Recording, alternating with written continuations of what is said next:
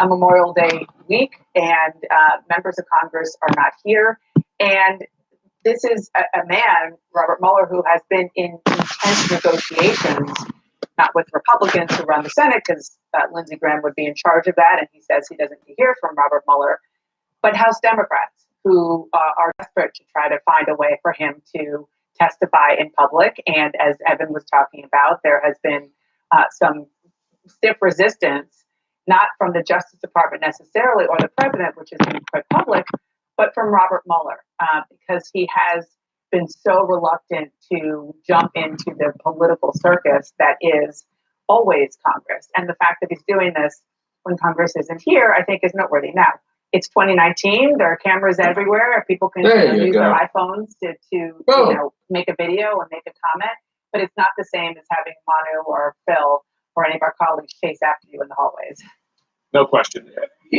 The significance of the special counsel speaking now after only one, but the Attorney General and Congress got out right before Mueller was to speak. The president has committed impeachable behavior here because there is, of course, there's impeachable behavior. Was if he's not, but they're not going to impeach him because the Senate won't do it. Well, it truly is up to Congress. So why would he pursue something that his bosses won't allow him? You have a Republican very publicly voicing that opinion. You know, very publicly, and he said during his town hall. So it's going down, fellas. That people have said. It's going down. Have said that, not all of them, but some have said that to him privately as well.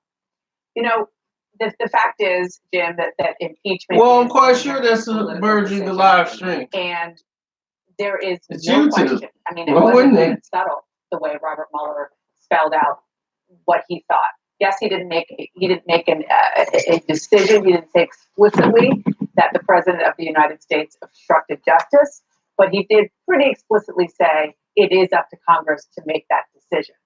And so, and you think Congress is going to pull it? No.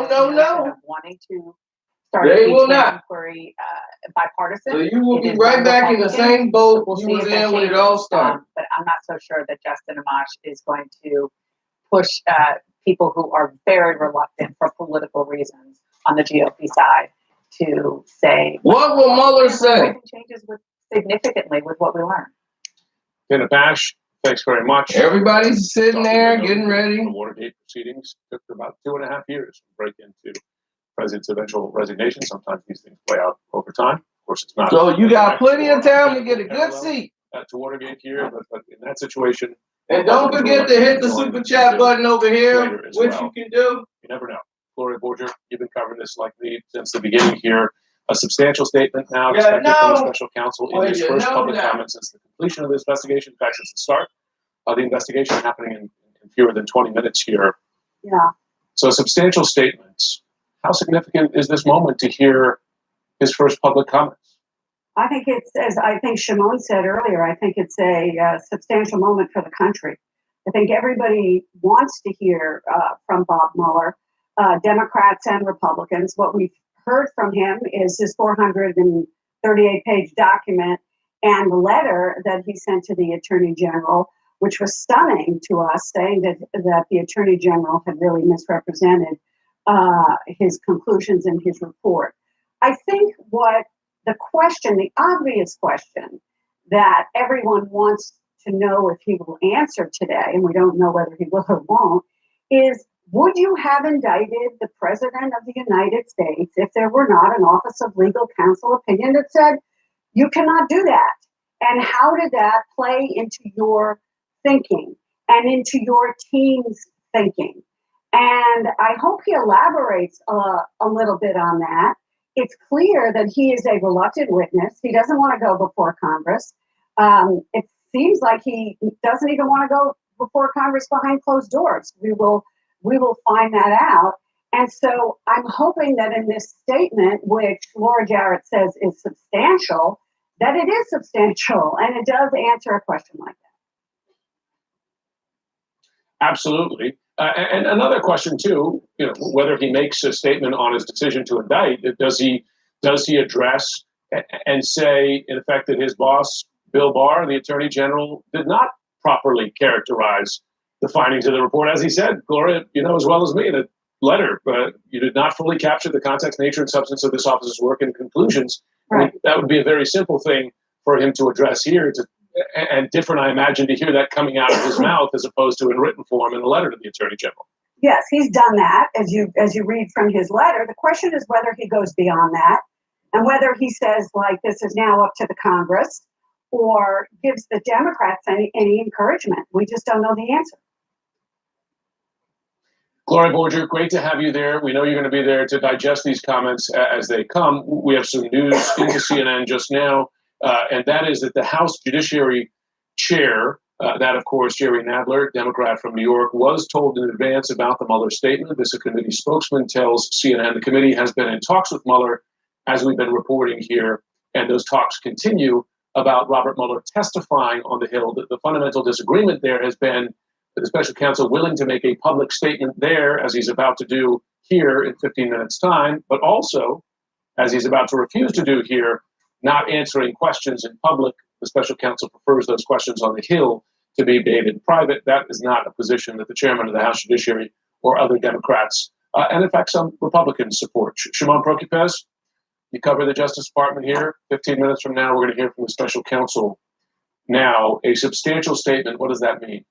Yeah, probably pretty detailed. He's probably going to go into a lot of what we want to hear about, certainly in terms of the investigation.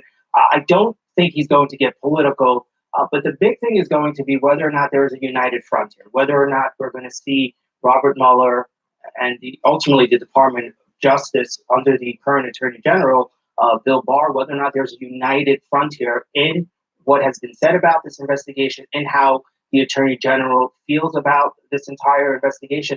And also, does he support, the FBI's work? That has come under scrutiny, obviously, even in some ways by the Attorney General, but the intelligence community. They're gathering, so to speak, the investigation of the investigation that we have heard so much about. How does Mueller, how does he talk about that? Does he go into detail and voice his support for how this investigation was conducted? He probably will. Obviously, he wouldn't have been conducting this investigation. But, what he says, the optics of this are tremendous for this country. They're tremendous for the Department of Justice, for all the work that has gone into this entire investigation that he has been overseeing, all the scrutiny that he's been under by the president, by members of Congress, by others in terms of this investigation. All will hopefully be addressed in this statement that he's ultimately going to give. This is his, perhaps, this is his goodbye here after being part of this for 2 years, Jim. And you raise a good point. Will he defend the investigators? You have the President of the United States accusing people who participated in this investigation early on of treason. He's used the word treason. A Republican lawmaker, Liz Cheney, said the same on Sunday programs. Will Robert Mueller come to their defense here? Jennifer Rogers is with me here in New York, a longtime federal prosecutor. Tell us about, from a legal standpoint, the significance of an investigator here who likes, like many investigators do, to do their work behind the scenes, outside of the public eye. But let's be frank, this is a very public investigation of public importance. Tell us about how he walks that line. Well, Mueller's been even more reticent than many public servants are to speak publicly outside of the four corners of whatever document or indictment it is that he's working on. So I think for him, it is a big deal. And, contrary to what many of the president's supporters say about him, he is a Republican. He's a lifetime Republican. So it must be challenging for him to try to speak against Bill Barr and against the president and other people, at least that's how the president and his supporters see it. But I think first and foremost, he's a person who wants to uphold the rule of law. So that's going to take precedence over this loyalty that I'm sure he feels that he has to the Republican Party. At the end of the day, he's got to do what's right in terms of the law. So I think that that's what he'll do here. We have some new reporting on this statement coming in. This also from our colleague Laura Jarrett. She says that Bill Barr was the Attorney General, not only giving a heads up that the statement was coming, but that the Attorney General was briefed on the contents of the statement. So he knows, in effect, in general at least, what the special counsel Robert Mueller is planning to say. However, when asked if Barr requested that Mueller make this statement, our colleague Laura Jarrett is told unequivocally no. So at least based on that reporting, that this is the special counsel who chose to make this statement, to give a heads up to his boss, effectively the Attorney General, as well as briefing him on the contents, but that it was the special counsel's decision to come out and make this public statement at that podium. I'm going to turn you now over to my colleagues, Jake Tapper and Wolf Blitzer, as CNN continues the special coverage of this truly momentous moment for the country and the Russia investigation.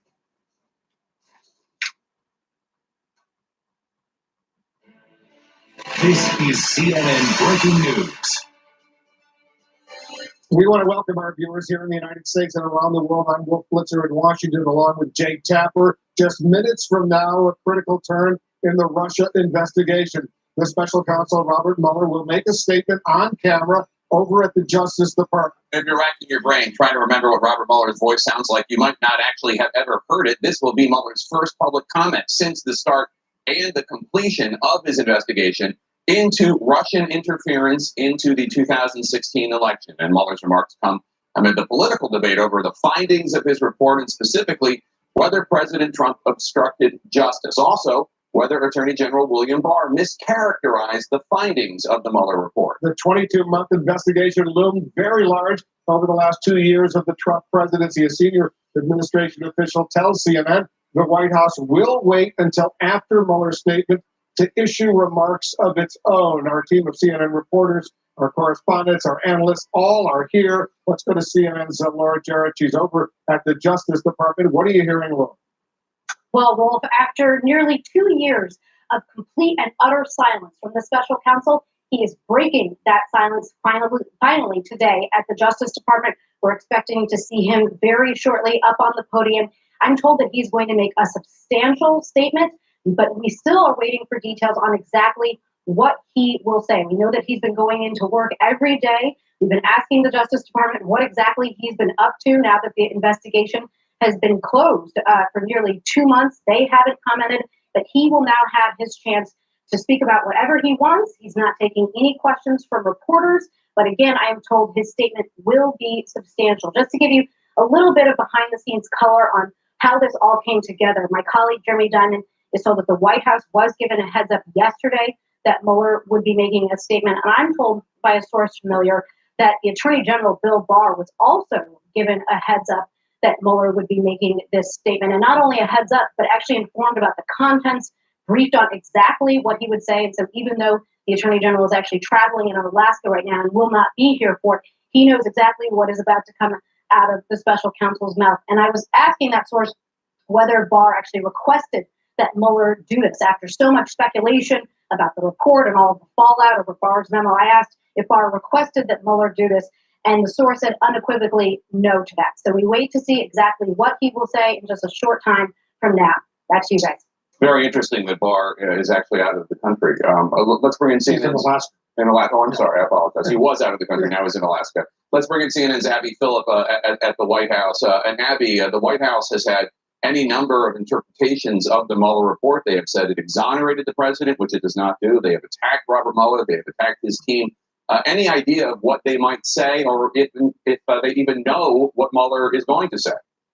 Well, Jake, it really is going to depend on what exactly Mueller has to say in this statement. The White House will not say at this moment if they know of the content of what Mueller will say at the top of the hour. But they were given a heads up, as Laura just said last night, that this statement was coming. And this morning, there's been a flurry of activity here in the White House. Several senior staff meetings convened. It's not clear exactly what those were about, but you can imagine that they might be trying to coordinate what their response might be. And as you pointed out, Jake, the president has been saying this report was a complete exoneration of him, but at the same time, he has not let up on his attacks on the investigation itself. In fact, he has cheered this effort to investigate the investigators. So this is clearly a White House who is still on the defense about the content of the Mueller report, even as they claim that it exonerates President Trump. And the White House says they're going to wait until Mueller completes his statement before responding. What's not clear is, are they going to issue a paper statement? Is the president going to respond himself, either in person or via Twitter? But I think you can bet that he is not going to just let what Robert Mueller has to say stand. This is a president who is still deeply skeptical of this investigation from start to finish. He still calls this investigation an illegal witch hunt. So I don't think you're going to see the White House really cheering anything that Robert Mueller has to say based on their actions and their words over the last several months since the report was completed. We'll stand by to get the reaction from the White House as soon as Mueller finishes his statement. Evan Perez, you cover the Justice Department for us as well. What are you hearing? Well, Wolf, I think a lot of people are taking note of the fact that the Attorney General is out of town. But I should note that his immediate boss, Robert Mueller's immediate boss, who is the Deputy Attorney General, Jeffrey Rosen, he's in the office. He's actually still here in Washington. Just based on having covered Robert Mueller for a number of years, I don't expect perhaps that there will be that much daylight between him and the bosses. It's simply because, that's not his style. Again, we could be surprised here and he could stand up and go out with a big bang. But, I think one of the things that he wants to do is let people hear from him. He still does not want to testify in public, in Congress. I think he's always been reluctant to do that because he believes that when you're testifying, you invariably become part of like this political football, and I think he wants to resist that, especially for an investigation this important. So I think one of the things he's trying to do is show the public, here I am. If you're going to hear from me in private, then members of Congress can do that and ask me questions. But in public, I don't expect that you're going to hear a lot of daylight from him or see a lot of daylight from him between him and his bosses. And people I'm talking to on Capitol Hill are leaning into the fact, although I should be clear, that neither key Republicans who control the Senate nor Democrats in the House, Nancy Pelosi included, got a heads up. Not about the content, not even about the content, but just about the fact that he is giving the statement. Having said that, my impression in talking to sources is that, like what Evan was saying, he wants to close this out. He's closing out his office. There have been questions about when he's finally going to leave. And so this is partly swan song, but we can't forget the fact that Laura Jarrett is reporting also that it's going to be substantial and substantive. So yes, he's saying goodbye, but also clearly wants to make a very heavily a statement with a lot of heavy content. And Chen, let me bring you in because one of the things that we don't know, obviously, is there any number of topics that he could be discussing, whether or not why he doesn't want to testify publicly, for example, claims made in a book about whether or not the Mueller office was pursuing charges against President Trump, claims that the Mueller office has denied wholeheartedly. James Comey wrote an op-ed yesterday. I mean, there are any number of things that he could be addressing. Right. I think he'll probably be expanding on what he thought might have been not fully represented in the Attorney General's letters. But I think look to Mueller for a very, as Evan was saying, very carefully worded expansion. He's not going to be coming out to be criticizing Barr, but I think he feels a strong obligation to make sure that the American people have as full a picture and as accurate a picture he can give. So I think we will get some details, but I don't think we're going to see some kind of strong disagreement between the two men. When you haven't spoken for 2 years, I mean, he was asked one question outside of church, gave a 1 or 2 word answer. He gave a very beginning, gave a commencement address that was previously scheduled before he was named special counsel. When you haven't spoken for 2 years in this town of constant tweets and constant controversy, your words have added import. But to the point of what he will say, just the backdrop tells you he's a company man. He's doing this while he's still a Justice Department employee. He didn't wait till he leaves. He's not doing it in his office of special counsel. He's coming into the headquarters to do it. That tells you he's a company man. But to the point of what's he going to say, we've all been going through this now for quite some time. This is the letter from the Attorney General to Congress, and this is an Attorney General from the special counsel to the Attorney General saying, what's this? That this does not fairly characterize this, the Mueller report. And so can he come out after 2 years? He has to come out after 2 years. He has to understand this. He's a former FBI director. He's a former prosecutor. He's viewed as Mr. Integrity in Washington. He has to address these things because is he going to try to bring some clarity to this?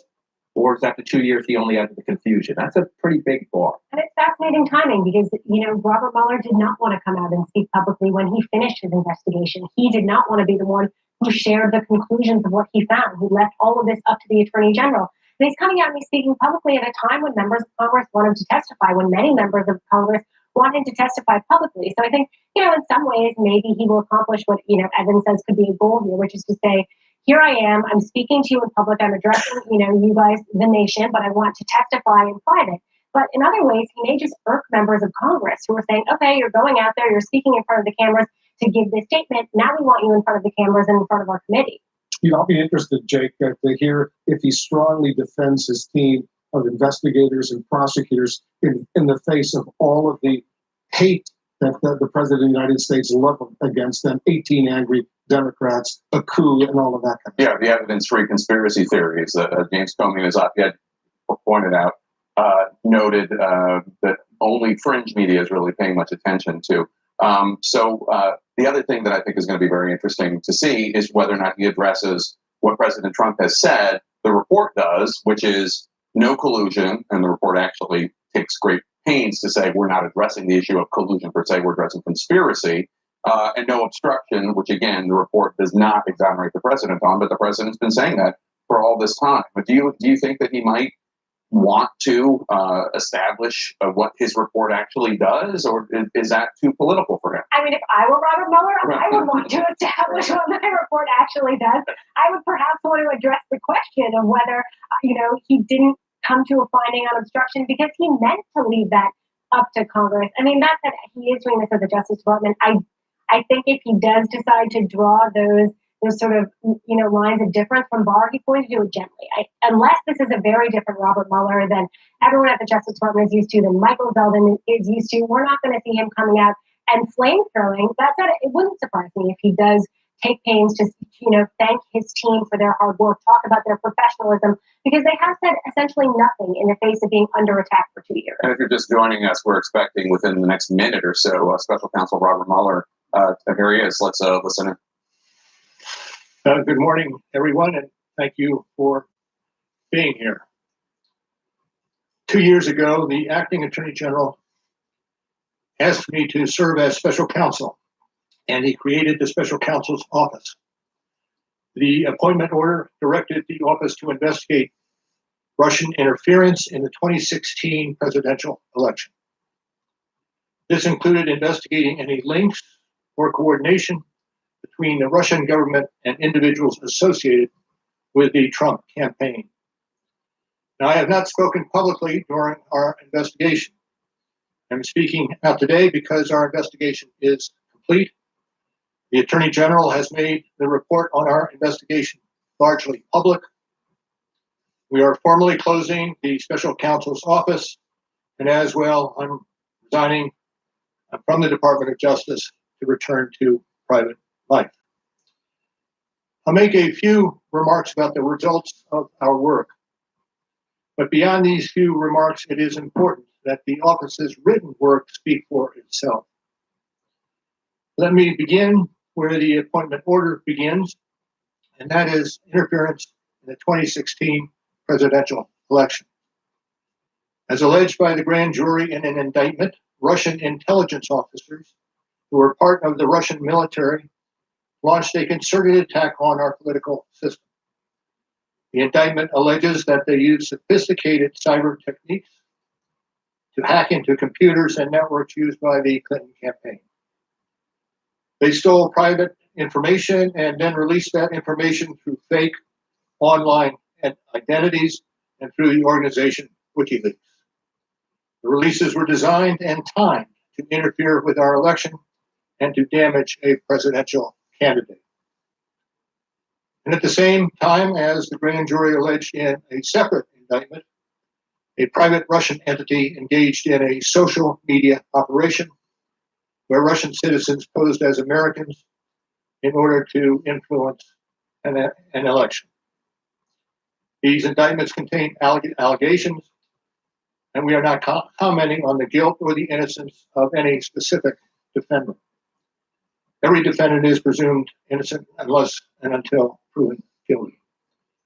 The indictments allege, and the other activities in our report describe, efforts to interfere in our political system.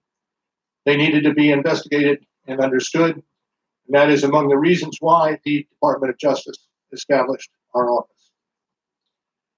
That is also a reason we investigated efforts to obstruct the investigation. The matters we investigated were of paramount importance. It was critical for us to obtain full and accurate information from every person we questioned. When a subject of an investigation obstructs that investigation or lies to investigators, it strikes at the core of the government's effort to find the truth and hold wrongdoers accountable. Let me say a word about the report. The report has two parts, addressing the two main issues we were asked to investigate. The first volume of the report details numerous efforts emanating from Russia to influence the election. This volume includes a discussion of the Trump campaign's response to this activity, as well as our conclusion that there was insufficient evidence to charge a broader conspiracy. And in the second volume, the report describes the results and analysis of our obstruction of justice investigation involving the president. The order appointing me special counsel authorized us to investigate actions that could obstruct the investigation. We conducted that investigation and we kept the office of the acting attorney general apprised of the progress of our work. And as set forth in the report, after that investigation, if we had had confidence that the president clearly did not commit a crime, we would have said so. We did not, however, make a determination as to whether the president did commit a crime. The introduction to the volume 2 of our report explains that decision. It explains that under long-standing department policy, a president cannot be charged with a federal crime while he is in office. That is unconstitutional. Even if the charge is kept under seal and hidden from public view, that too is prohibited. The special counsel's office is part of the Department of Justice, and by regulation, it was bound by that department policy. Charging the president with a crime was therefore not an option we could consider. The department's written opinion explaining the policy makes several important points that further informed our handling of the obstruction investigation. Those points are summarized in our report, and I will describe two of them for you. First, the opinion explicitly permits the investigation of a sitting president because it is important to preserve evidence while memories are fresh and documents available. Among other things, that evidence could be used if there were co-conspirators who could be charged now. And second, the opinion says that the Constitution requires a process other than the criminal justice system to formally accuse a sitting president of wrongdoing. And beyond department policy, we were guided by principles of fairness. It would be unfair to potentially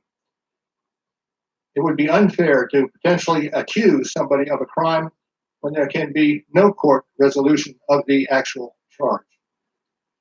So that was Justice Department policy. Those were the principles under which we operated. And from them, we concluded that we would not reach a determination one way or the other about whether the president committed a crime. That is the office's final position. And we will not comment on any other conclusions or hypotheticals about the president. We conducted an independent criminal investigation and reported the results to the Attorney General, as required by department regulations. The Attorney General then concluded that it was appropriate to provide our report to Congress and to the American people. At one point in time, I requested that certain portions of the report be released. The Attorney General preferred to make the entire report public all at once. We appreciate that the Attorney General made the report largely public, and I certainly do not question the Attorney General's good faith in that decision. Now, I hope and expect this to be the only time that I will speak to you in this manner. I am making that decision myself. No one has told me whether I can or should testify or speak further about this matter. There has been discussion about an appearance before Congress, any testimony from this office would not go beyond our report. It contains our findings and analysis and the reasons for the decisions we made. We chose those words carefully, and the word speaks for itself. And the report is my testimony. I would not provide information beyond that which is already public in any appearance before Congress. In addition, access to our underlying work product is being decided in a process that does not involve our office. So beyond what I've said here today and what is contained in our written work, I do not believe it is appropriate for me to speak further about the investigation or to comment on the actions of the Justice Department or Congress. And it's for that reason I will not be taking questions today as well. Now, before I step away, I want to thank the attorneys, the FBI agents, the analysts, the professional staff who helped us conduct this investigation in a fair and independent manner. These individuals who spent nearly 2 years with the special counsel's office were of the highest integrity. And I will close by reiterating the central allegation of our indictments, that there were multiple, systematic efforts to interfere in our election. And that allegation deserves the attention of every American. Thank you. Thank you for being here today.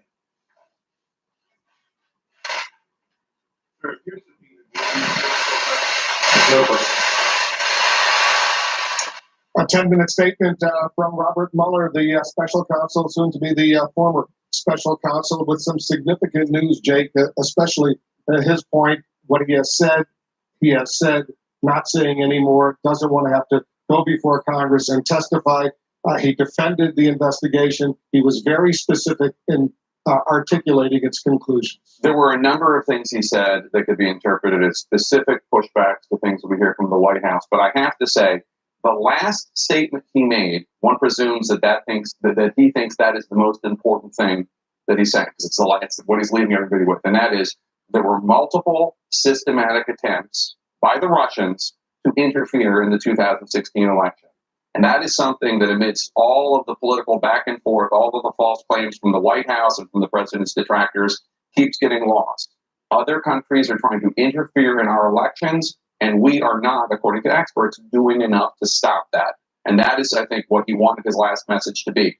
Beyond that, there were a number of things he said that I thought were rather pointed, standing up for the people on his investigation, saying that they are of the highest integrity, despite all of the falsehoods we keep hearing about them from the White House and others. And obviously saying that if we had evidence that the president did not commit a crime, we would have said so. And he kept saying that the longstanding Justice Department guideline is the sitting president of the United States can't be indicted, can't be charged with a crime. And as a result, they didn't go ahead and charge him with a crime, in part because of that. And Senator Murray, one of the things that he definitely made clear, Robert Mueller, is I do not want to testify publicly. I want this to be the last of it. If you want to know what I think, read the report. That's right. He made it very clear that if he, is essentially forced to show up, all you're getting from him is what's already in the report. This is his work product. He wouldn't go beyond that. He was speaking publicly there. I think sort of the furthest he went beyond the actual words of the report is that, we would not reach a determination on whether the president obstructed justice. Not that we could not reach it, but that we decided we would not reach a conclusion on this based on the Justice Department guidelines and based on our view of fairness. But it's very clear that Bob Mueller wants his work product to stand for himself, and he wants this not to be a political football. I mean, we saw what happened when Barr decided to make a determination on obstruction, when Barr went up to the Hill, when Barr wrote these letters, and people start to go beyond what's confined to these pages, then everyone starts to begin to feel like it's tinged by politics. And I think that Robert Mueller very much feels like he wants this product to stand with it. Although I should say, he defended Mr. Barr, the Attorney General. He did. But I will say, just outside of what, I agree with everything Sarah said. He clearly does not, he wants the report to speak for itself, but he also wants to have it the other way. And he essentially punted to Congress at that podium today. He said that the Constitution requires a process outside of the criminal justice system, outside of the Justice Department system, to handle what the president is accused of doing here. He's saying essentially what he did not say in this report, by the way. If he had said that in the report, I think it would have been a lot less speculation about, well, was Mueller trying to punt to Congress? Today, he made clear, I think, that that is exactly what this was intended to do, that we couldn't do it at the Justice Department. We can't even indict a sitting president under seal and unseal it after he leaves office. What we are allowed to do is investigate and then allow a separate process to handle it if that is necessary. This report, obviously, we said this at the time, is a roadmap for impeachment. And like Evan said, what he just described for the first time, hearing him and seeing him, was why they did this, and more importantly, why he fundamentally did not believe that they could go any further within their probe. He said it would be unconstitutional. It would be unconstitutional and then just unfair to charge somebody or accuse somebody with a crime and then not allow them to be tried.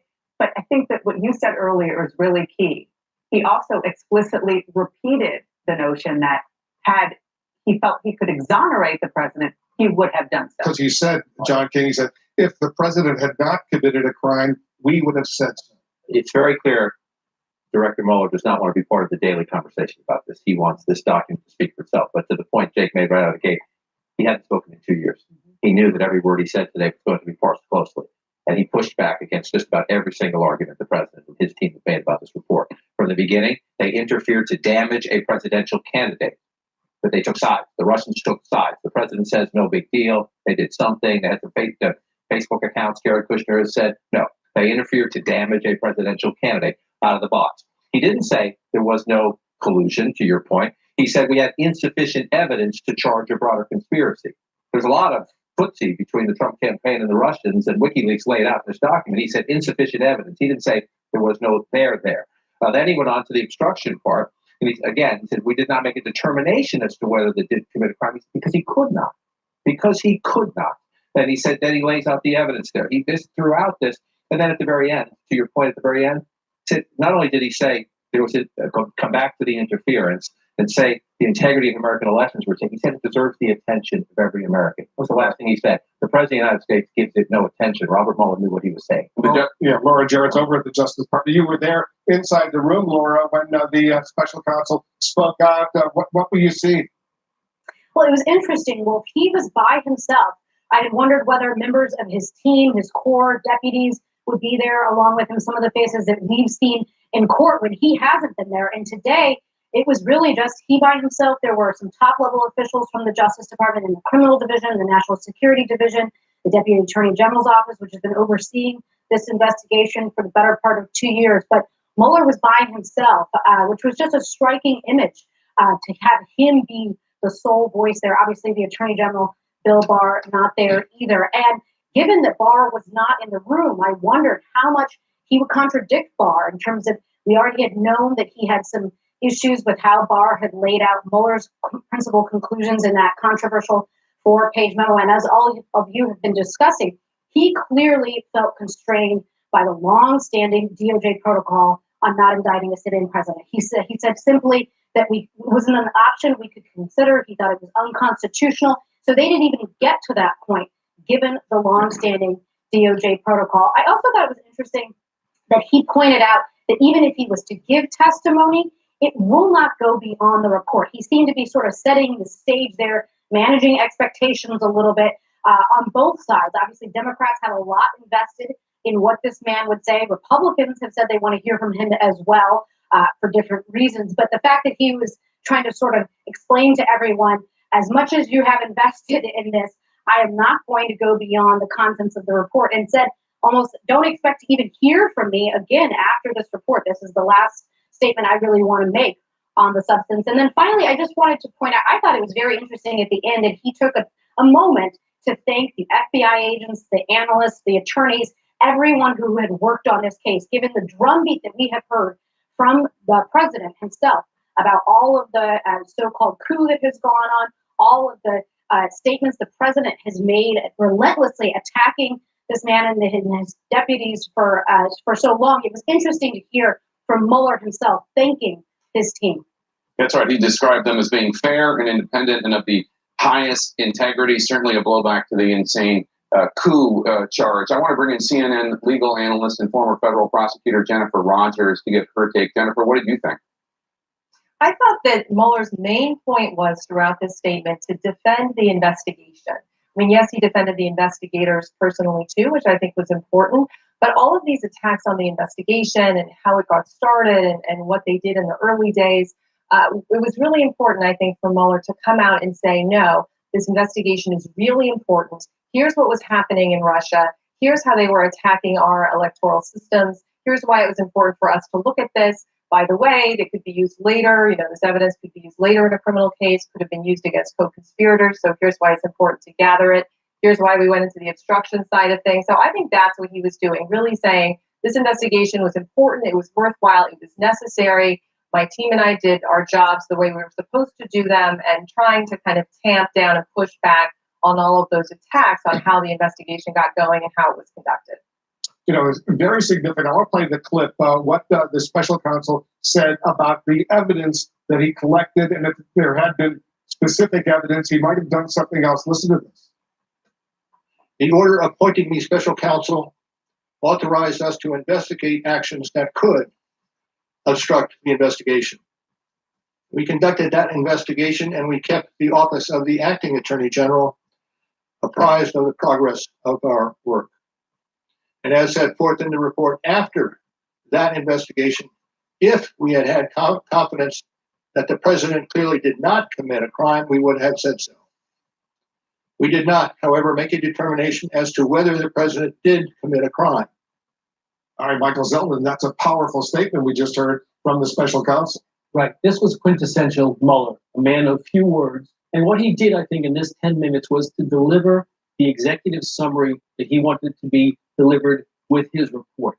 He hit all the highlights of the testimony that's in that report in a very succinct fashion, saying the two important things that we've all talked about. One, there was an interference with the election, and that the Trump administration was receptive to that. And I did not charge, not because of any reason other than the evidence didn't allow me to charge it by DOJ policy. Those are two important statements for Mueller to have made.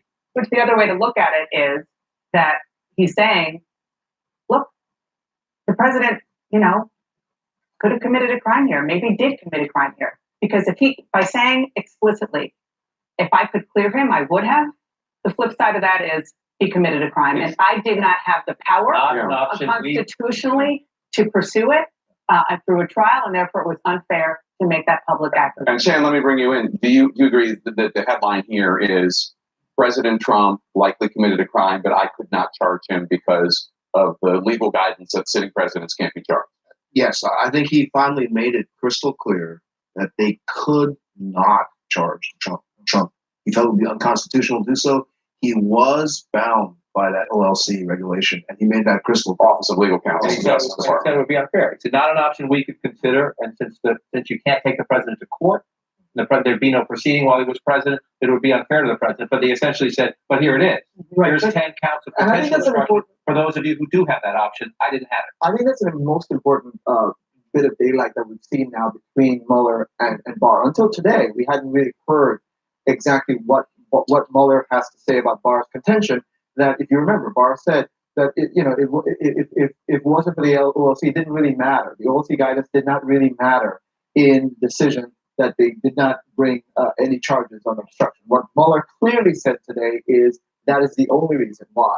And so I think that is an important clarification for us to have heard today from Robert Mueller's own mouth, because again, his friend, Bill Barr, has led us to believe that Mueller told him, look, the OLC guidance didn't really matter here, that we just chose not to make a decision. And there's also a falsehood that's been put out by the White House. There have been several, obviously, but there's also one having to do with the idea that you can't obstruct an investigation if there is no underlying crime. Obviously, many prosecutors have brought charges against individuals, including this Department of Justice in the last few months. Currently facing, or even though they weren't able to get proof of an underlying crime, and it seems very clear that Mueller does not subscribe to that falsehood. He lays out the cases of obstruction, and he said if we could have cleared the president, we would have. Exactly. What he did was repeat his findings in this report in a very succinct way. He didn't say, but for, explicitly, but for the OLC opinion, I would have charged him. But he did say, because of the OLC opinion, we didn't reach a decision. I think there's a little bit of a difference. Well, but he also said if we had confidence that the president did not commit a crime, we would have said so. Exactly. And he said then that's the other side of the same coin. Well, that's right. And he says, in addition to that, the process exists outside of the criminal indictment process for this to be resolved, which was exactly what he said in the report. I think he also said we could not consider it simply. They couldn't even consider it. They right? couldn't even consider it because of the OLC. Which also, by the way, might have its roots in him saying that in the fact that there is this book by Michael Wolff that claims that they had written up charges, an indictment of the president, which the Mueller's office says is not true in any way, shape, or form. Mueller today saying we never even could consider such a thing might have had something to do with that as well. And I think that's an important thing for him to say publicly, simply because I think that's what the Democrats, that's the biggest thing the Democrats want to hear from him in a testimony. I think they want to hear, look, could you tell us, did you draw up charges and someone told you couldn't do it? Those are the big questions that I think people wanted to hear from him. And today he made explicitly clear that we could not even consider it because of the Office of Legal Counsel. Because he said he accepts the longstanding Department of Justice policy that the sitting president of the United States can't be charged while in office. And as a result, they obviously did not file any formal charges against the president. And Gloria Borger, as we listen to this, clearly what we just heard from the special counsel, Robert Mueller, will give the Democrats in the House of Representatives, and maybe even more than one Republican, we know there's at least one Republican, this impetus to go forward now and formally launch impeachment proceedings. Well, yeah, I think, and to follow up what you all are saying, and to John King's point, Robert Mueller's a company man. And first what he did was he said what he had said to the president's attorneys privately more than a year ago, which is, I'm not going to take on this long-standing Department of Justice policy, which says I can't indict a sitting president, and charging the president with a crime was never anything we could consider. Then he went to the next point, which was, therefore, they didn't do it. But if you read between the lines, he made it completely clear that if they could have done it, they would have done it because they couldn't clear him. And Dana made that point. So he was, I think, telling everybody, look at what I'm saying. I couldn't do it because the law would not allow me to. But even if the law did not allow me to charge him, I still could not clear him. And I am telling you that. And it was also interesting to me that they probably investigated whether a president could be charged even if kept under seal. That's something we hadn't really thought about before, but obviously this team of lawyers looked into that and said, well, maybe we can't charge him now, but we could keep it under seal and eventually when he leaves office, charge him. And the answer to that was also no. So he was bound by policy. He works for the Department of Justice. He works for the Attorney General. And this is how he proceeded. But I do think he laid it out for the Congress, Wolf, to answer your question. And I think they're going to take a look at this and say, okay, we really don't have to read between the lines here anymore. This policy kept him from indicting. And remember, Mueller was criticized. When you're an attorney, you either indict or you don't indict. You don't give this middle ground. Well, most lawyers are not bound by the Office of Legal Counsel opinion, which says you can't indict somebody you're looking into, and that is why he did it this way. So I think he wanted to quash that criticism and let the Congress know, I would have if I could have. And the point to the point you're making, Gloria, he said specifically, the special counsel's office is part of the Department of Justice, yes, and by regulation, his office was bound by the department policy. And he also suggested, without talking about the House bringing up impeachment, that there was a way forward outside of the traditional criminal justice system or the Justice Department. That's right. And so I think he was saying, I couldn't, but you do what you need to do. And, Jake, I remember early on in this, talking to all the attorneys involved in this case, that Mueller made it clear very early on that he was bound by this policy, that he was not going to go rogue. He's not the kind of guy who does. That he wasn't going to go rogue, but and indict a sitting president. But then he was criticized when he didn't do it. And I think this was his answer to that, which was, look, I would have done it, but I was bound by your policy at the Department of Justice. So maybe he was letting Barr know in his own way, well, this policy kept me from doing my job. And Sarah Murray, three things that he made very clear in the body of his, we were told they were going to be substantial and substantive, and they were. One, this wasn't a witch hunt, despite what President Trump says. Two, my office has conducted itself with the highest integrity, unlike what President Trump says. Three, we did not clear the president of anything, unlike what President Trump says. Right. I think the thing we have to remember is this is a guy who hasn't spoken in 2 years, and he decided very carefully every sentence of those remarks he was going to make in only 10 minutes. And in those 10 minutes, that's what he decided to cover. He wanted to make crystal clear that he was not exonerating the president, despite what Bill Barr may have said, and that there was an avenue to continue this inquiry, and that avenue was Congress. The other thing he said that I thought was interesting is that, this election interference was important and it needed to be investigated. And that's an important thing, I think, to remember as Bill Barr is looking into the origins of this investigation. Bob Mueller came out there and said, they tried to interfere in our election. This will continue. It needed to be investigated then. It needs to be taken seriously. And that's not said enough, by the way. That's not, even now, and we don't know what Bill Barr is going to come up with as part of his review. He's hired some very seasoned people, some people with good reputations to do this investigation of the investigations. But it should be reminded to everyone that how this began is because of Russian interference, Russia's efforts to, hurt one candidate and help another one. That's where this began. A lot of people will focus on the dossier. A lot of people will focus on a FISA of Carter Page, and they'll say they were spying on a campaign. But at the beginning, this is all about what Russia was doing, and that's the first line of what Mueller's. He made no mention of this new investigation that the Attorney General Bill Barr has launched an investigation into the investigation. Why this investigation was launched? And I bet you there's a reason why, Bob. I think he believes that whatever facts will come out, will come out, right? And if anybody made mistakes, then that should be exposed. And I don't think he's opposed to essentially that, but I think the political part of this, which is coming from the White House and from Republicans in Congress, that this was an illegitimate investigation, is clearly not true. And just to kind of take this notion of this report being a roadmap a step further to include what we actually heard from Robert Mueller's lips about the fact that he seems to think that the president committed a crime, but he can't do anything about it. And this is your job, Congress. All the huge political debate that we have been discussing since the Mueller report came out, the pressure that has been increasing on Nancy Pelosi from her caucus and from presidential candidates to start the impeachment inquiry.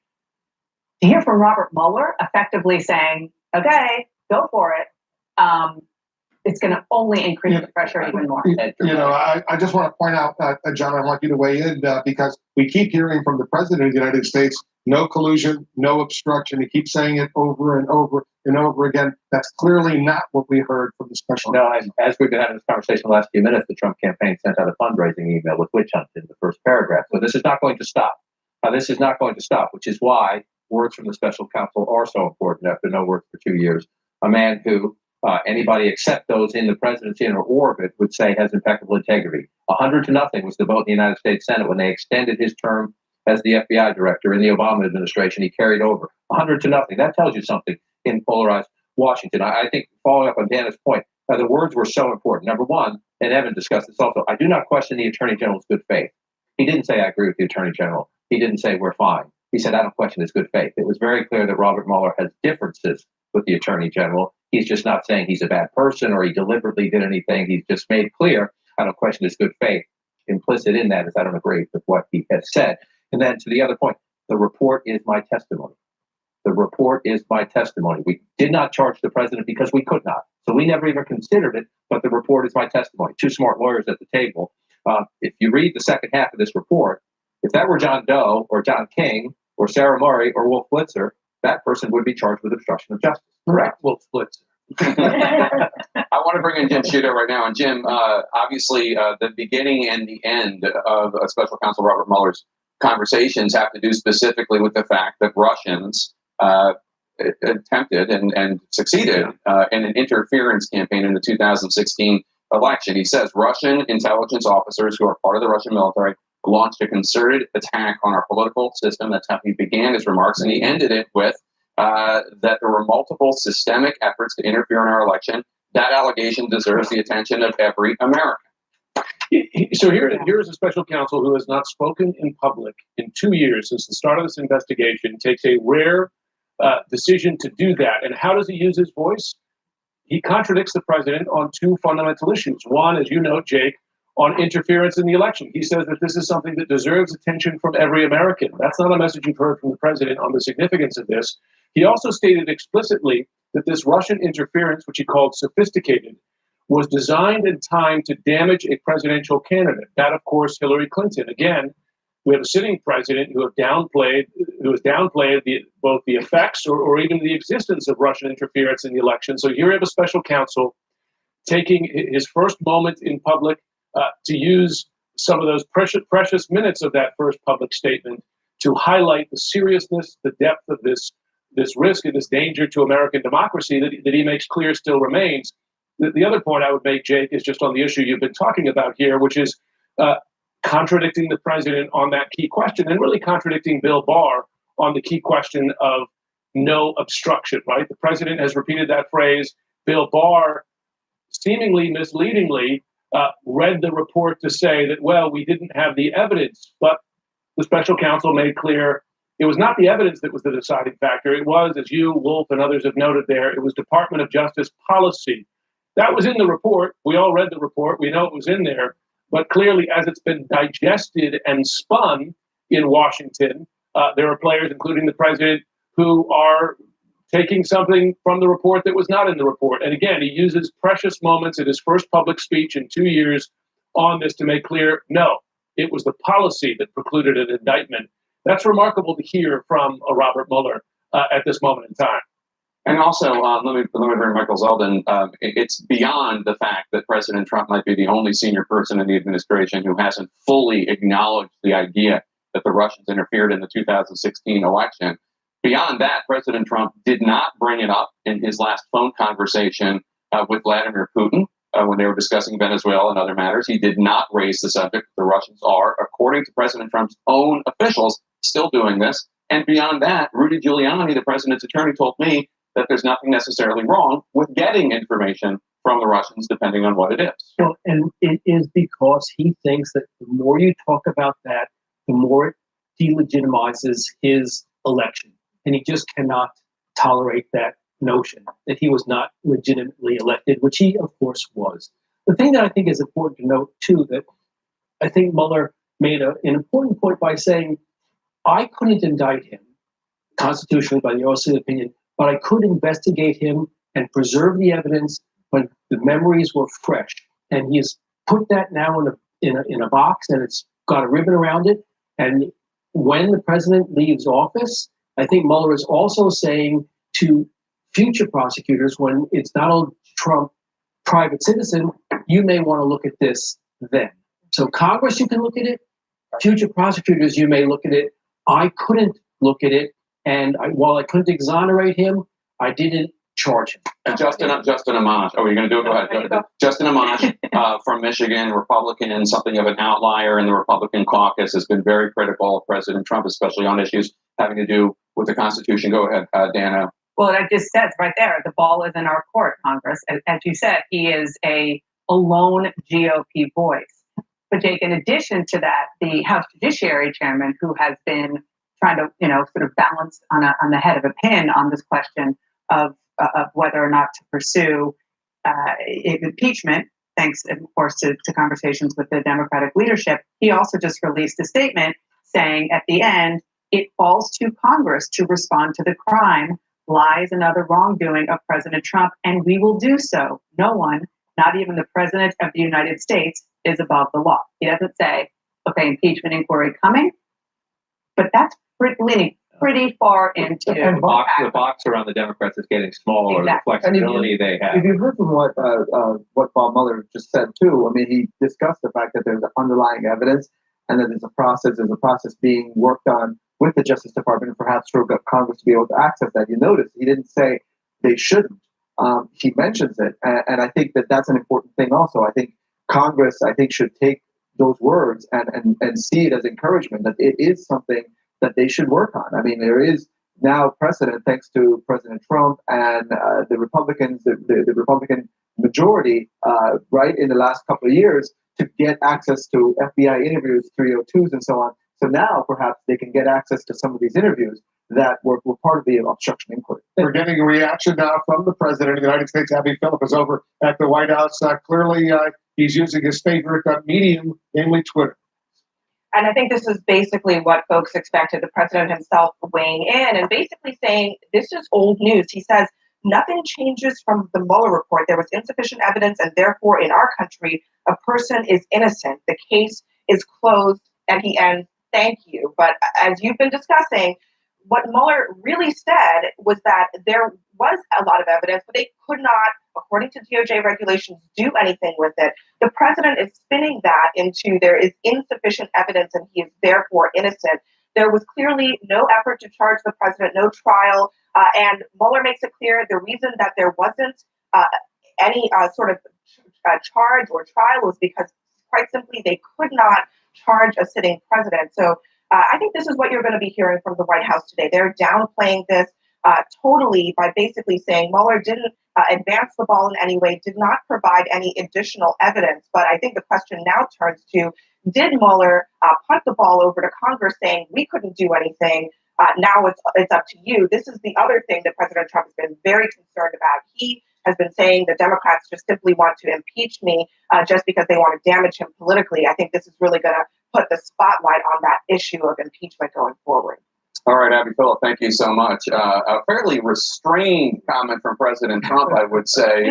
Insufficient evidence, therefore the case is closed. Thank you. None of the Mueller has conflicts of interest. He had 19 angry Democrats. No all caps. No collusion. No obstruction. A fairly restrained. Yeah, I think that's Just wait. really sizable.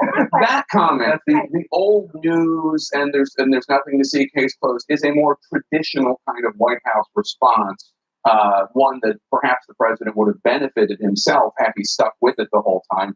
I suspect that's not going to be the last we hear. Yeah, I mean, you can't rewind 200 years of railing against a special, or 2 years, 200, feels like 200, 2 years of railing against a special counsel on Twitter. So I'm sure that will come later. But, you gotta love the president saying, the case is closed. Like, wouldn't everyone who is being investigated for a crime like to just announce that the case is closed and we're done here? That's not what Bob Mueller said. He basically said, Congress, over to you. And Bill Barr, the guy that Donald Trump handpicked to put in that job, was the one who said the case is closed. Bob Mueller made it clear that's not really our call to make. It's not my call to make. It's not Bill Barr's call to make. Over to you, Congress. Well, the one thing that we have to remember, though, is that he said his report is his testimony. So he's not saying here today anything that he thinks is different than that which is in his report. In his report, he says he does not want to preempt congressional ability to look into this. He does not have the ability to charge, and he is not exonerating. That's his testimony. So his testimony is his report. And I think we have to be careful not to say what he said today is different than what he said in his report, because he said twice, this is my testimony. But he also said, importantly, that there is a process that doesn't concern me, Mueller, to get the underlying documents. And I think that's interesting that he acknowledges that is a process. I think to Jake's point though about the president's tone, because that is different. It's very different to say there's insufficient evidence, therefore case closed. The president was watching this in the residence. We were told. I'd be really interested to know who was around him, whether there were staff or lawyers around, or just to tell him to tone it down. Because remember, saying there was insufficient evidence is very different than saying this was a deep state coup. It was illegal. Everything they did is wrong and wicked and evil. That's a very different tone. Now, we'll see if the president's mood and tone often changes on these things, but it's really interesting that the first thing he says is a much more legalistic argument. Let's move on, as opposed to the normal political, they're all out to get me, and it's illegal, and every bit of it is a crime. And Shane, let's reiterate what I think there's some consensus that we agree is the most important sentence that Robert Mueller said today, special counsel, quote, if we had confidence that the president did not commit a crime, we would have said so. That's a pretty damning thing for the special counsel. Absolutely. Huge emphasis on that point. And he's a man with so few words that the ones he utters takes on great significance. also to the whole roadmap point, as John pointed out in the report, he also chose to emphasize it was part of their charge to preserve the evidence while it's fresh. We did that. It's here for you. And that was another point to emphasize, that we've laid it out for you. It's there for you to use. Could be for future prosecutors, but it also seems he also emphasized the alternate process, not criminal investigation, which is obviously Congress. He put those two together. Seems a pretty simple equation. Clearly sending a message to Congress. Now it's up to you. You guys figure this out. I've said what I have to say. I'm not saying anything else. He may be subpoenaed. He may be forced to come up and testify before Congress, but he clearly does not want to do so. Joining us on the phone right now is James Clapper. He's the former director of national intelligence. He's a CNN national security analyst right now. So what was your reaction, General Clapper? Well, first, I thought it was, as others noted, classic Bob Mueller, understated, but I think he clearly thought about every word. And I'll just reinforce a point that Jake made earlier. I think the most important thing he said was at the end, and that is about the Russian interference in our election and the attempt to damage one of the candidates. And that, what an important message that is for the American people. I really resonate strongly with that. I've felt strongly about this ever since we did our intelligence community assessment about this and then delivered to President Obama on the 5th of January of 2017 and President-elect Trump the next day. And I thought it was a very compelling, but understated but compelling rebuttal of a lot of the attacks on him and his team. And I thought in a general way, it was a kind of pushback on the Attorney General as well. Well, he made it clear that his conclusion, the conclusion of his investigators, is exactly the same as the U.S. intelligence community has concluded during the Obama administration and even during the Trump administration, that the Russians interfered. The initial goal was to sow dissent in the United States. The second goal was to embarrass and hurt Hillary Clinton in case she was elected president, to weaken her as much as possible. But the third goal was to help Donald Trump because they thought he would be better for Russia than Hillary Clinton would be, even though they assumed Hillary Clinton would be elected. And he has reiterated that position, which the intelligence community has stated, but the president, General Clapper, is reluctant to state himself.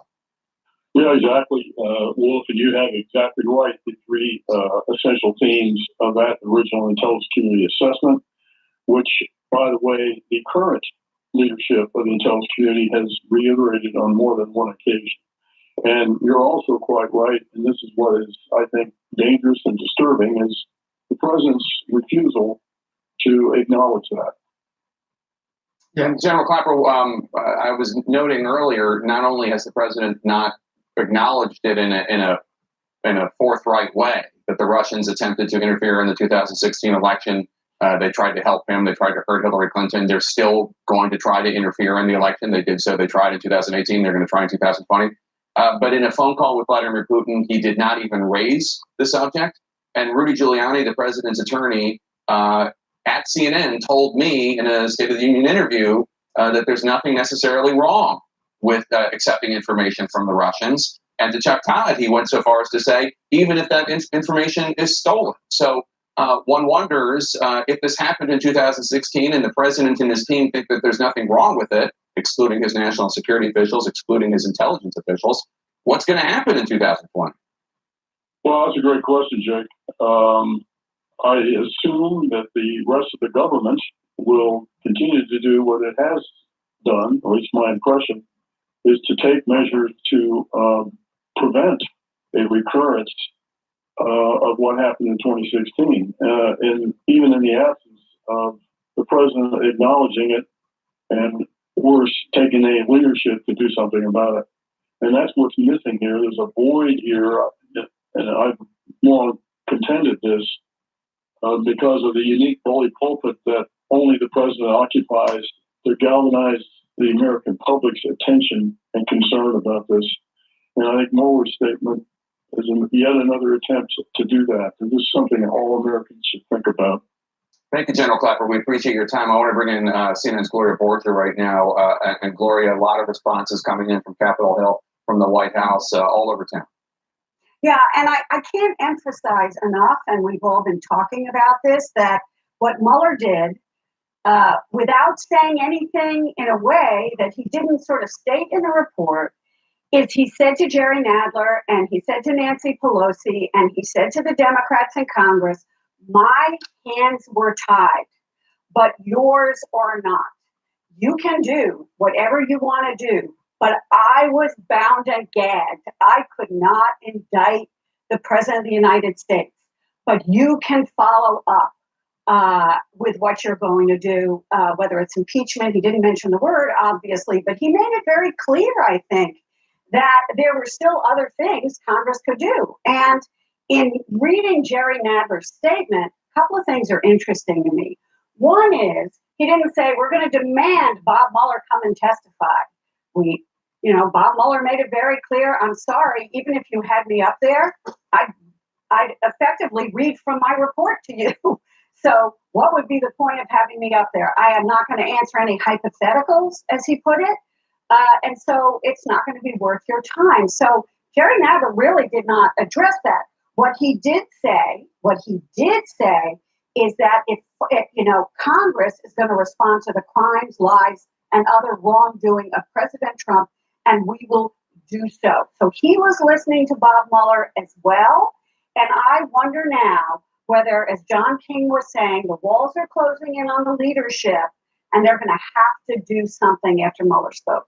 Yeah, clearly the pressure now is intensified. Right. I would say pretty dramatically in the aftermath of Mueller's statement that we just had on the Democrats in the House of Representatives, and they are the majority, to formally launch impeachment inquiries, impeachment proceedings in the House Judiciary Committee. And it's interesting, Gloria, as you point out, in the final statement from Jerry Nadler, I'll read it once again, we just heard it. Given that special counsel Mueller was unable to pursue criminal charges against the president, it falls to Congress to respond to the crimes, lies, and other wrongdoing of President Trump, and we will do so. No one, not even the President of the United States, is above the law. Let's go to Laura Jarrett over at the Justice Department. She's getting more information as well.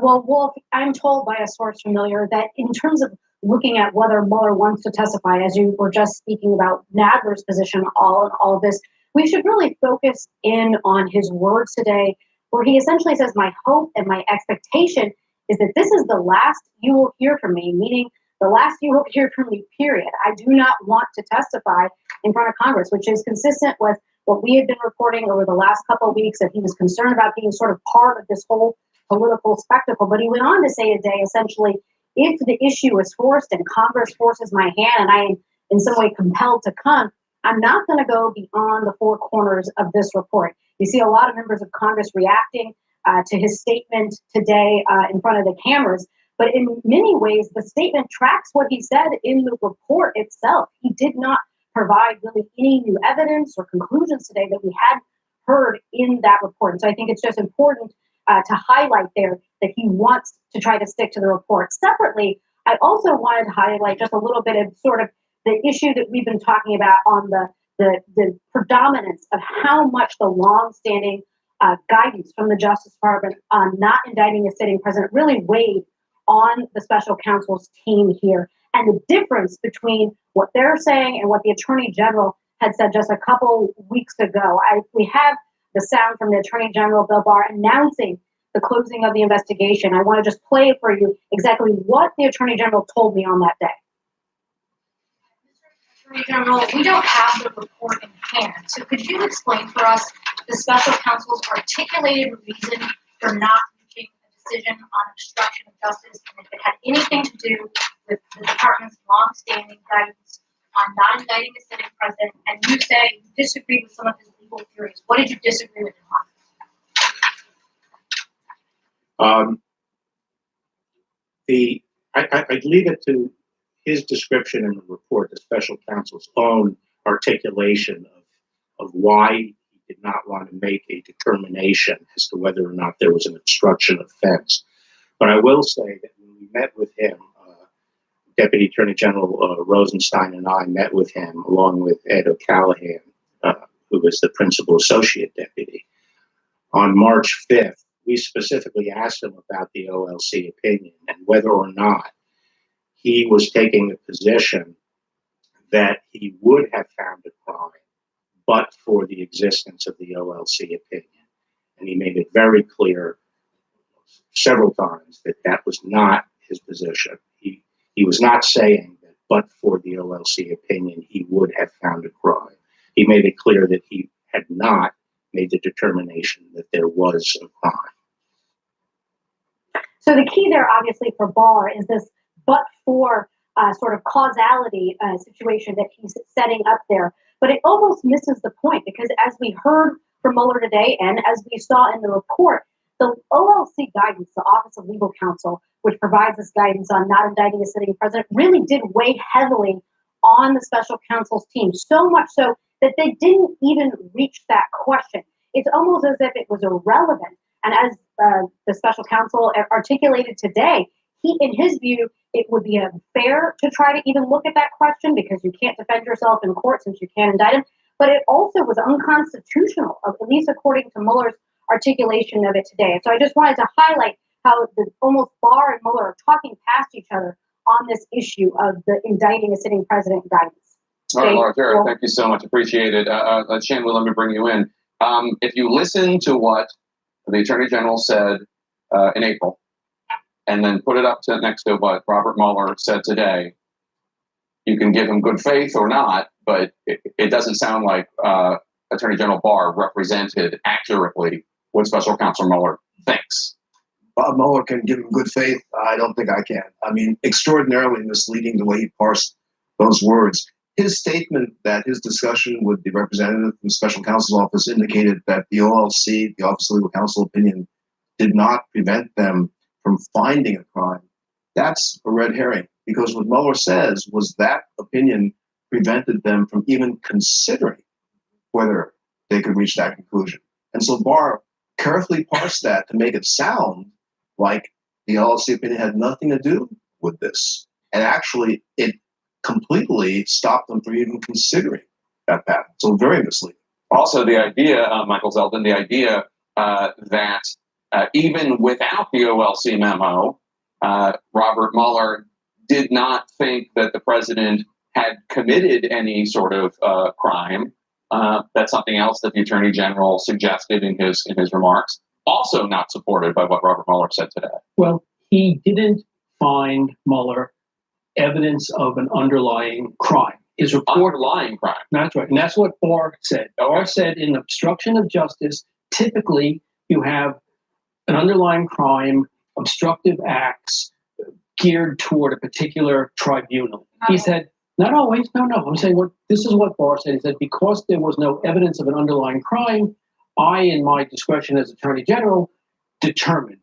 Mueller's language is different. He said, if we had confidence after a thorough investigation of the facts that the president clearly did not commit obstruction of justice, we would have said so. Based on the facts and applicable legal standards, however, we were unable to reach that judgment. That's not exactly but for the legal opinion we would have. He was saying there are complicated legal facts and law, and we were unable to. A historic day unfolding here in Washington, D.C. For the first time, we've heard directly, publicly from the special counsel, Robert Mueller. Our special coverage will continue right after a quick break. Apollo 11, here go for separation. Right feet down, 2.5. Picking up the step. That's one small step for man, one giant leap for mankind. Few things change the way we see everything. TV is making history again. QLED 8K. Do your asthma symptoms ever hold you back? About 50% of people with severe asthma have too many cells called eosinophils in their lungs. Eosinophils are a key cause of severe asthma. Fasenra is designed to target and remove these cells. Fasenra is an add-on injection for people 12 and up with asthma driven by eosinophils. Fasenra is not a rescue medicine or for other eosinophilic conditions. Fasenra is proven to help prevent severe asthma attacks, improve breathing, and can lower oral steroid use. Fasenra may cause allergic reactions. Get help right away if you have swelling of your face, mouth, and tongue or trouble breathing. Don't stop your asthma treatments unless your doctor tells you to. Tell your doctor if you have a parasitic infection or your asthma worsens. Headache and sore throat may occur. Haven't you missed enough? Ask an asthma specialist about Fasenra. If you can't afford your medication, AstraZeneca may be able to help. You're turning onto the street and you barely clip a passing car. Minor accident, no big deal, right? Wrong. Your insurance company is going to raise your rate after the other car got a scratch so small you could have fixed it with a pen. Maybe you should take that pen and use it to sign up with a different insurance company. For drivers with accident forgiveness, Liberty Mutual won't raise their rates because of their first accident. Liberty Mutual Insurance. Liberty, liberty, liberty, liberty. We all dream about our next vacation, but some of us turn those dreams into action. The bookers, the tours, they hit that confirmation button and let's go. Because bookers know that the perfect place to stay is right there for the booking. Be a booker at Booking.com, the world's #1 choice for booking accommodations. Today's Best Western. What does that mean? With rewards points that never expire, you get free nights fast. Now get a $20 Best Western gift card after your first day. Book now at bestwestern.com. IHOP changes its name to IHOB. IHOB? For real? Stay in your lane. Pancakes, IHOP. Yum, yum, yum, yum. This is CNN Breaking News. We're following breaking news. We want to welcome our viewers here in the United States and around the world. I'm Will Blitzer in Washington. You're watching CNN Live special coverage. Truly remarkable statement in the last hour from the Russia Special Counsel Robert Mueller after 2 years of public silence on his part. Mueller giving a 10-minute summary of his investigation that injects new drama into the big debate over impeachment. Mueller restated his core findings from his report. 1, the Russian interference in the 2016 presidential election here in the United States was clear and systematic. 2, there was not enough evidence to charge a broader conspiracy between the Trump campaign and Russian meddlers.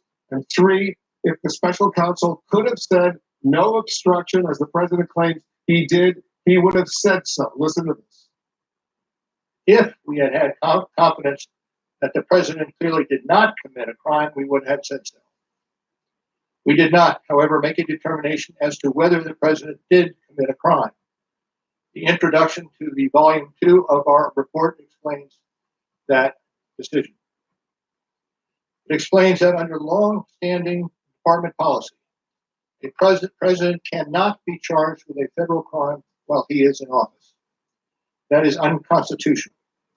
Even if the charge is kept under seal and hidden from public view, that too is prohibited.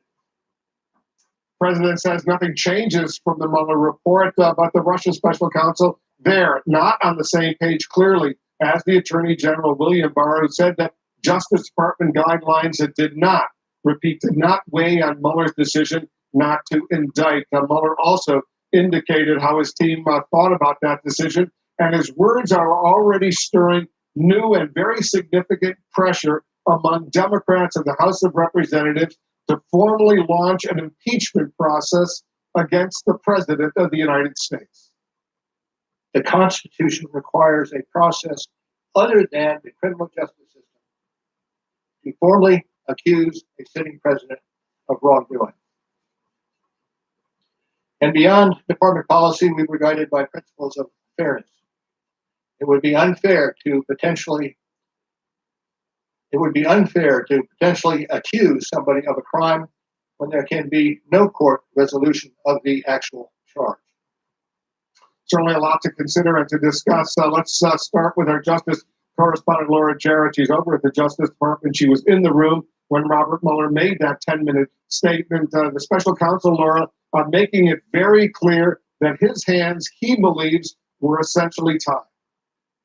essentially tied Wolf because of that long-standing Justice Department guidance on not indicting a sitting president. And I think that there had been somewhat of a confusion about how much that really weighed on the special counsel's team, especially after that press conference from the Attorney General, Bill Barr. We all remember last month essentially announcing the end of the investigation, where he talked about his discussions with Mueller on that issue in particular. And he said that Mueller had told him that it wasn't the case that he was saying, but for the department's guidance, he would have indicted the president, he would have found a crime. Instead, he didn't reach that decision at all.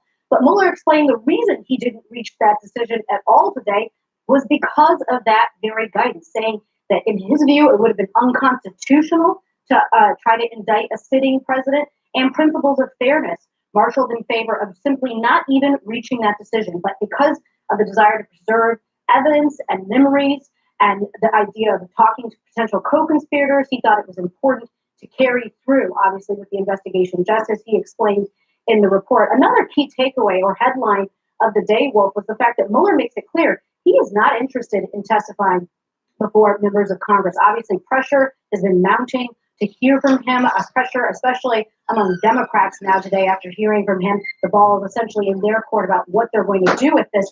But he made it pretty clear today, Wolf, I hope and expect this will be the only time that I speak about this matter. Essentially saying, case closed. If you want to hear from me, you have my testimony essentially in the report. But he goes on to say that if Congress forces his hand, and he is forced to come, essentially, that he will hew to the four corners of that report, sort of managing expectations that he will not go beyond that report as much as everyone has invested in his findings. Wolf, back to you. Laura, I want you to stand by. We're getting more reaction coming in from the White House. Let's go to our White House correspondent, Abby Phillip. Abby, what are you getting over there? Woo! Go get them, Abby! The reactions are coming in pretty fast and furious. And just minutes ago, Sarah Sanders, the White House press secretary, expanded on what President Trump tweeted earlier, just shortly after Mueller finished his statement. The president says nothing changes from the Mueller report. The super chat is working, people. Says in this statement that his office is closed, the case is closed. Mueller explicitly said that he has nothing to add beyond the report and therefore does not plan to testify before Congress. The report was clear. There was no collusion, no conspiracy, and the Department of Justice confirmed there was no obstruction. Special Counsel Mueller also stated that Attorney General Bill Barr acted in good faith in his handling of the report. After 2 years, the special counsel is moving on with his life, and everyone else should do the same. That's Sarah Sanders doing two things at the same time, both defending Bill Barr's handling of the report, the summary report, that 4-page letter that came out just weeks before the full report was released with redactions. And then she's also saying that at the end of the day, what Mueller was trying to say was that this is all that there is to say about this matter. And a senior White House official that I spoke to earlier today basically described Mueller's statement today as a nothing burger, saying that the White House does not believe that he moved the ball forward on any of the issues that were discussed in the Mueller report, even on this matter of whether or not congressional leaders need to take up impeachment. This official said the White House views Mueller's statement as basically hewing to what he said in the report, not adding anything further.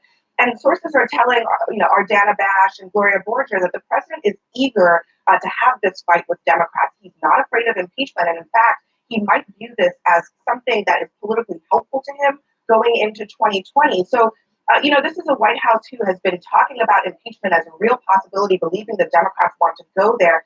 I don't think that they view what Mueller said as making it more likely or less likely, or even changing the facts that might change the minds of the American public. But if they do have to face impeachment, our sources are making it clear President Trump is willing to go there. He thinks that this could be helpful to him as he's going into his reelection cycle. Abby, I know you're working your sources over there, White House. We'll get back to you. I want to go up to Capitol Hill right now. Reaction pouring in from lawmakers. Phil Mattingly is up on Capitol Hill for us. What are you hearing, Phil? Yeah, well, for Democrats who have been pressing Nancy Pelosi, the Speaker of the House, to move forward on an impeachment inquiry, this certainly reiterates their call. We've seen some statements from them as well, but it's important to note here.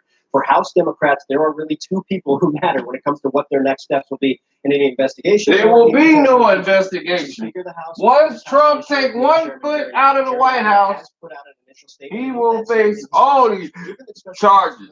Unable to pursue criminal charges against the president, it falls to Congress to respond to the crimes, lies, and other wrongdoing of President Trump, and we will do so. No one, not even the President of the United States, is above the law. Now, Wolf, he does not weigh in specifically on impeachment. He has been in line with Speaker Pelosi in terms of... There will be no impeachment. To this point. It will be a smear campaign until the election. Then when he is voted out of office, he is going to jail, jail, jail. Watch what I tell you. Key element here was Robert Mueller, the special counsel, repeatedly saying that he hoped he would not have to testify in front of Congress, saying the report spoke for itself. I've been talking to Democratic officials, some of whom were in negotiations with the special counsel's team about potential public testimony.